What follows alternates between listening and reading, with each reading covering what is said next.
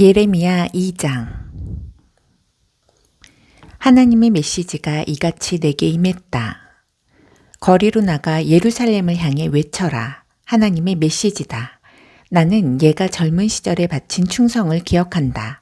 신혼 같았던 우리의 사랑을 기억한다. 그 광야 시절 너는 내 곁을 지켰고 그 고생길에도 내 곁을 떠나지 않았다. 이스라엘은 하나님이 거룩한 특선품이자 특상품이었다. 감히 그녀에게 손대는 자는 누구든지 곧 후회하게 되었다. 하나님이 포고다. 야곱의 집이여, 하나님의 메시지를 들어라. 너희 이스라엘의 집이여, 하나님의 메시지다. 도대체 내가 무엇을 잘못했기에 너희 조상은 나를 버리고 거품에 불과한 우상과 붙어 살다가 자기들도 거품이 되고 말았단 말이냐. 그들은 한 번도 이렇게 물은 적이 없다. 하나님은 어디 계신가? 우리를 이집트에서 구해주시고 그 메마른 사막과 죽음의 골짜기, 아무도 살아나오지 못하는 땅, 사람이 살 수 없는 잔혹한 땅을 지나던 그 험악하고 다사다난했던 광야 세월 동안 한결같이 우리를 보살펴 주신 그 하나님은 나는 너희를 비옥한 땅으로 인도하여 싱싱한 과일을 따먹게 했다. 그런데 너희는 내 땅에 난입해 들어와서 그 땅을 더럽혔다. 내가 아끼는 땅을 쓰레기장으로 만들고 오염시켰다. 제사장이라는 자들은 하나님은 어디 계신가 하고 물을 생각도 하지 않았다. 종교 전문가라는 자들은 나에 대해서 아는 바가 전혀 없었다. 통치자들은 내게 도전했고 예언자들은 바알신을 전하면서 허망한 꿈과 우둔한 계획에 지나지 않는 우상을 쫓았다. 그래서 이제 내가 너희를 고발한다. 하나님이 포고다. 너희와 너희 자녀와 너희 자손들을 고발한다. 주위를 한번 둘러보아라. 이런 일을 본 적이 있느냐. 배를 타고 서쪽 섬들에 가보아라. 게달 광야에도 가보아라. 잘 살펴보아라. 이런 일이 전에도 있었더냐. 자기 신 발꿈치에도 닿지 못하는 것들과 바꾼 나라가 있는지 말이다. 그러나 나의 백성은 나의 영광을 허망한 꿈과 우둔한 계획에 지나지 않는 우상과 바꿔버렸다. 하늘아, 충격적인 이 일을 보아라. 믿을 수 없는 이 일을 보아라. 어떻게 이런 일이 있을 수 있느냐. 하나님이 포고다. 내 백성은 이중의 죄를 범했다. 그들은 나를 버렸다. 그들은 생수가 솟는 샘인 나를 버리고 대신 땅의 물 웅덩이를 팠다. 물이 새는 물 웅덩이, 하수구나 다를 바 없는 물 웅덩이를 팠다. 이스라엘은 지체 높은 가문에 태어난 귀한 종이 아니더냐. 그런데 어쩌다가 사자들이 으르렁거리며 서로 차지하려고 달려드는 한 점이 고기 신세가 되고 말았단 말인가. 이제 겨우 뼈다귀 몇 개만 남았구나. 마을들은 쑥대밭, 폐허가 되었다. 멤피스와 다바네스에서 온 이집트 사람들이 너희 두개골을 박살내었다. 왜 이런 일이 일어났다고 생각하느냐. 이는 얘가 하나님을, 바른 길로 인도하려던 얘 하나님을 저버렸기 때문이 아니냐. 이제 와서 이집트로 도망간다 한들 무엇을 얻을 수 있겠느냐. 시원한 나일 강물 한 잔 정도일 것이다. 아시리아로 도망간다 한들 무엇을 얻을 수 있겠느냐. 청량한 유프라테스 강물 한 잔 정도일 것이다.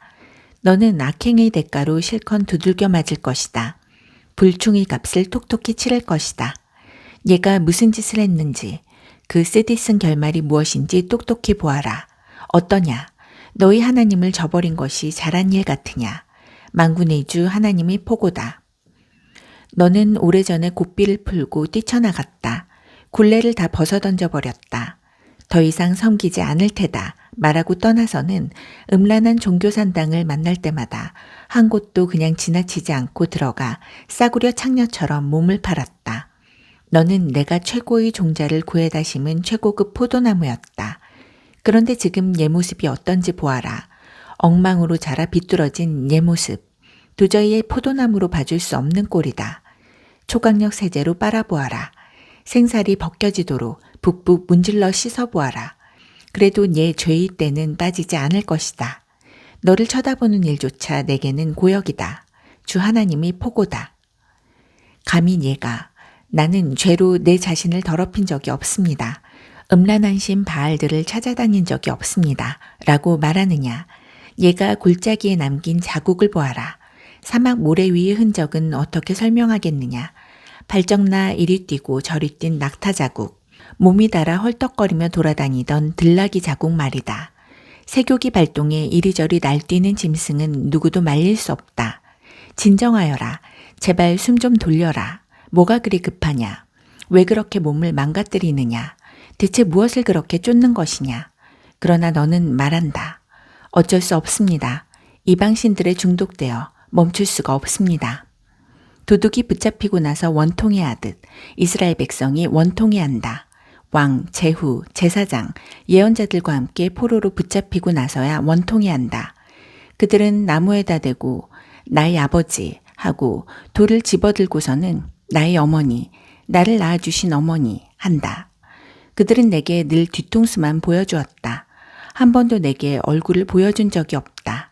그런데도 상황이 안 좋아지면 거리낌 없이 달려와서는 손 좀 써주세요.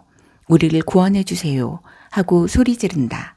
어째서 내가 그렇게도 좋아하는 신들, 내 손으로 만든 그 신들에게 가지 않느냐. 그들을 깨워라. 재앙에서 구해달라고 하여라. 유다야, 너에게는 주체할 수 없을 정도로 많은 신들이 있지 않느냐.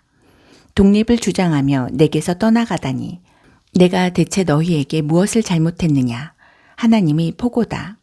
내가 너희 자녀를 훈련시키려 애썼지만 시간 낭비였다. 그들은 나를 거들떠 보지도 않았다. 내 훈육을 무시했다. 또한 너희는 하나님의 사자들을 제거했다. 그들을 먼지 취급하며 깨끗이 쓸어버렸다. 오, 이 세대여. 내가 너희에게 말하지 않았느냐. 경고하지 않았느냐. 이스라엘아, 내가 너희를 실망시켰더냐. 어찌하여 나를 막다른 골목 취급하느냐. 어찌하여 나의 백성이 나를 버리고 속 시원하다. 이제부터 우리는 자유다. 한단 말이냐. 여인이 자기 보석을 잇는 법이 있느냐. 신부가 면사포 쓰는 것을 잇는 법이 있느냐. 그런데 내 백성은 나를 잊었다. 날이 지나고 또 지나도 거들떠보지도 않았다. 최대한 즐기며 살겠다더니 정말 출발부터 대단했다. 너는 죄를 가르치는 학교를 세우고 대학원 과정까지 개설해 악을 가르쳤다. 그리고 이제 졸업생들이 배출되고 있다. 멋진 학사모와 가운을 착용한 자들. 그러나 그들의 몸에는 무고한 희생자들의 피가 묻어 있다. 그 피가 너에게 유죄 선고를 내린다. 지금의 위치에 오르기 위해 너는 수많은 사람들을 해치고 찔렀다. 그런데도 뻔뻔한 얼굴로 말한다. 나는 아무 잘못이 없다. 어디 하나님이 신경 쓰시더냐? 그분이 내게 벌을 내리신 적이 있더냐? 그러나 보아라. 심판이 오고 있다. 나는 아무 잘못이 없다고 말하는 바로 너를 향해 오고 있다. 너는 한 가지 죄를 도모하다 실패하면 아무렇지 않게 또 다른 죄를 도모한다. 그렇지 않느냐? 그러나 기억하여라. 아시리아가 그랬던 것처럼 이집트도 너희를 내팽개치고 말 것이다. 너는 가슴을 쥐어뜯으며 거기서 나오게 될 것이다. 나 하나님은 네가 의지하는 모든 자들의 리스트를 갖고 있다. 너는 그 누구에게서든 손톱만큼의 도움도 얻지 못할 것이다.